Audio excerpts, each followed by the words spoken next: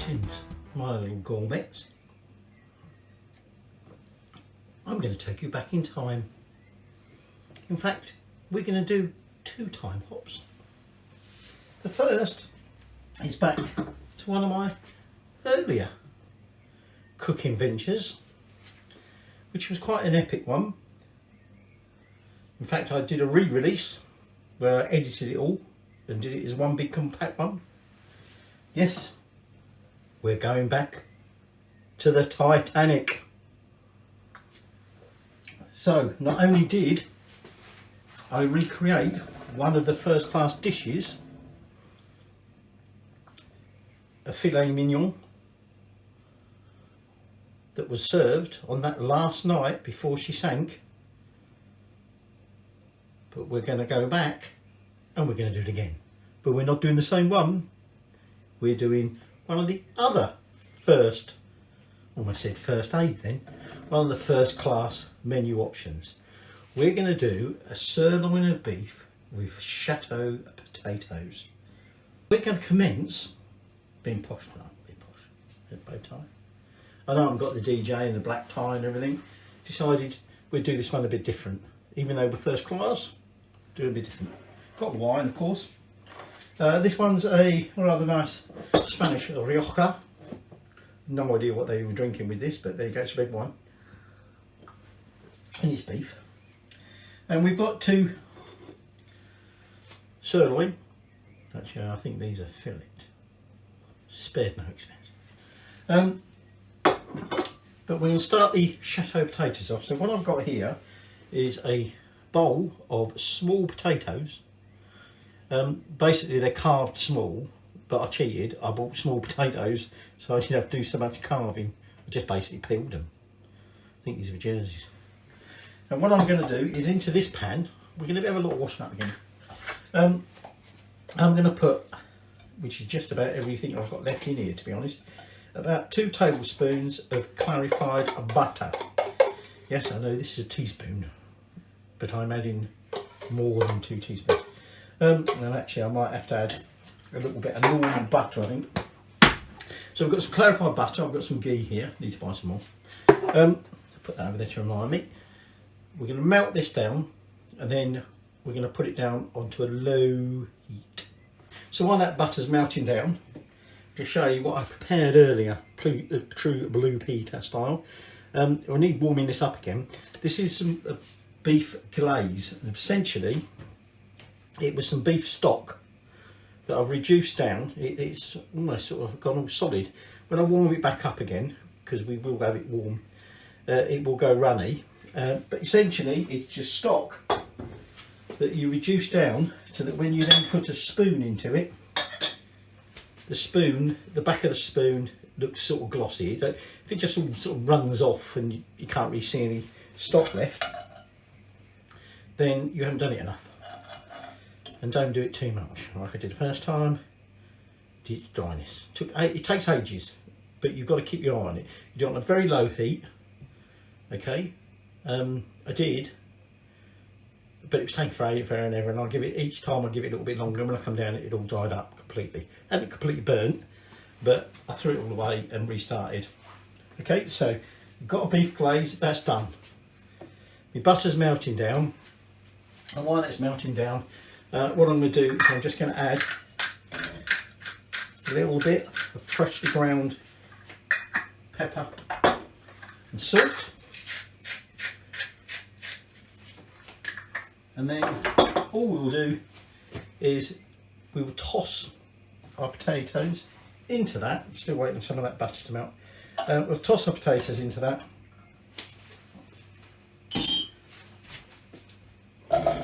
And we're going to cook them regularly, sort of just turning them over, like I said, on a nice low heat until they're nice and golden brown. So they look like they're roasted. Where's my wine? So, meat glaze just needs warming up. Potatoes start to cook. Let's make a sauce. Now, on the menu, it just says sirloin of beef with Chateau potatoes. However, they wouldn't have served it like that. They would have typically added a meat glaze, which is what we made, but almost certainly they would have done it with a béarnaise sauce, because the main chef of the White Star line was Escoffier, or Scoffier. I think they should have just called him Scoff a lot, given the amount of food that was on the menus of all three classes. And he, when he describes in other recipe books, other versions of his recipes, he would always serve this dish with a béarnaise sauce. So it's sort of really taken as a given that this would have a béarnaise sauce with it. So to make our béarnaise sauce, I've got 4 eggs. I'm going to need 4 egg yolks.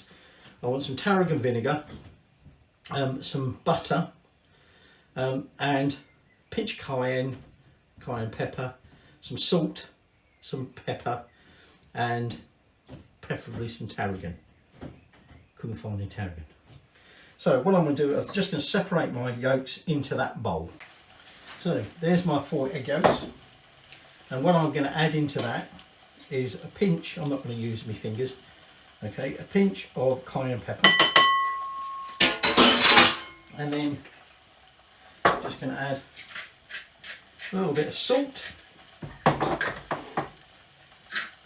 little bit of freshly ground pepper over there, and then I've got 2 teaspoons of tarragon vinegar. Okay, now you need to be a bit careful about your vinegar. If you're using like just normal standard vinegar, it can be a bit overpowering. Okay, we don't want that. So I'm just going to sort of lightly whisk that all together. The potatoes are doing okay there. All I'm doing is just regularly giving a bit of a toss to them. Okay, try not to splash himself with butter. Okay, these are going to take at least 15 minutes. In fact, I think they'll probably take a little bit longer, but who cares. So, in my pan here, I'm going to melt down, and now I want to melt it, but I'll be careful, we don't want it too hot. Cufflinks. I know they're a bit tiny. Sister, you know. They're lines. There is a reason, but I'm not going into that. Right, where's my butter gone? So, into there, I'm going to put 125 grams of butter, and then, like I say, I'm just going to melt that down, because what we're going to be doing is we're going to be whisking that into the eggs, so that the heat will help cook the eggs, but we've got to be careful, because if it's too hot, it'll split, ruin the sauce. Now, you can sometimes recover it by adding either some more butter or some more egg. If that don't work, the next thing to do is try a little bit of water, because it could be there's not enough liquid in there, but don't add more vinegar, because the vinegar will be too overpowering. Or you might have to start all over again. So I'm just going to get that butter melted down, just giving them another little toss. So we're not going to do our steak until everything else is ready, because obviously your steak depends on how you like your steak, isn't it? We're going to do it hopefully with a nice sort of crusty outside, but depending whether you like it rare on the inside or you like it well done, obviously it'd be better to do steak when everything else is ready to go. Because potatoes we can just keep warm, the béarnaise sauce doesn't have to be hot or anything like that, and the meat glaze we just need warm. And your wine, well, room temperature. Which incidentally, I read an interesting article about what room temperature is. If you think about what room temperature would have been back in the olden days, room temperature is probably not quite what we think it is when we say today. Right, so my butter is now melted. So what I'm going to do is very slowly add the butter, and I'm going to whisk it in as I do it. Because like I say, what we've got to be careful of is that this doesn't ruin the sauce. So we're trying to cook the egg yolk but we don't want scrambled eggs. And then once that's done, like I say, if we had some tarragon, which I ain't got, we would finely chop that and we would add that in after we've mixed all this butter in. So what we're trying to do is get a nice smooth sauce. So, having heard on the cautious side, which is always the best thing with this, wasn't quite enough heat there. So what I've done is I could put this in the pan, could have just tipped this back in the pan. I've done it like that, but I'm going to do it over bain-marie just so I've got a little bit more control. And all I'm going to do is warm it up, keep whisking while I do it until it thickens, because at the moment the egg isn't quite cooked enough. There you go, the sauce has thickened a lot more. Taking it off that heat, let's try it a little bit.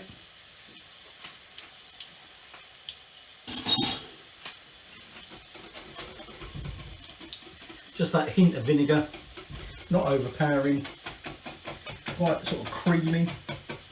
In a way it's a custard, isn't it? I might add a little bit more seasoning, and I might add another little bit more cayenne, because it hasn't really got that noticeable cayenne pepper sort of kick, if you like. So what I'm just going to do, I'm just going to put that over to one side while we finish off our potatoes, which are getting there. And I notice now you do get that slight peppery aftertaste from that béarnaise sauce. So I'm now just going to warm up my meat glaze to get that a little bit more liquid. I'm going to leave these cooking away, and then now that the wife's finally ready and dressed smartly for dinner, I should add, smarter than I am, we'll make a start on the steak. So I've got another pan here, mainly just because my potatoes are still cooking. Like I said, I'm just going to make loads of washing up. I do it all anyway, so it don't really matter, does it? The potatoes are cooking nicely. This meat glaze has now gone more liquid, and what I'm saying was, if you put your spoon in it and lift it out, sort of the back of the spoon, don't know how well you can see that, sort of stays sort of the nice glaze of sauce on it. And this is how Escoffier described how to make it. Now I should point out, by the way, that béarnaise sauce that we made isn't the way that Escoffier said make it. This is a slightly different version. And I run out of red wine. So what I've got here is rather nice French. Well, I hope it's nice. I ain't tried it yet, because you can see it's still sauce. And that's Chateau. We visited I was going to say a vineyard down in Chateau, down in the Lot many years ago. Excellent wine. We bought a couple of cases, drunk it all now. It was a long time ago. But it was very, very nice. So this is a Malbec from the Chateau region. I think Malbec's particularly really South American, but who cares? So let's give this a go. Well, we're just going to turn the heat off on my meat glaze. I'm getting my butter melting down in my pan, and in a minute we'll have a steak. So let's just try this one.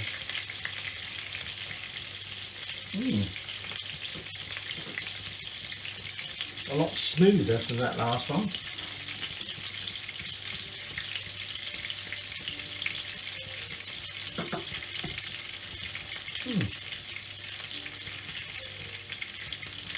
Quite like that one. So that's a Tesco Finest Chateau Malbec 2020. Here's what I found. That's it again. Right, so I want to get this pan nice and hot. Like I say, I want to basically sear the steaks on both sides. So I don't really want to do that, so I'm happy my potatoes are ready. I'm going to put my steak, really, that one's falling apart. Put my steak in there. And you can hear that sizzling away.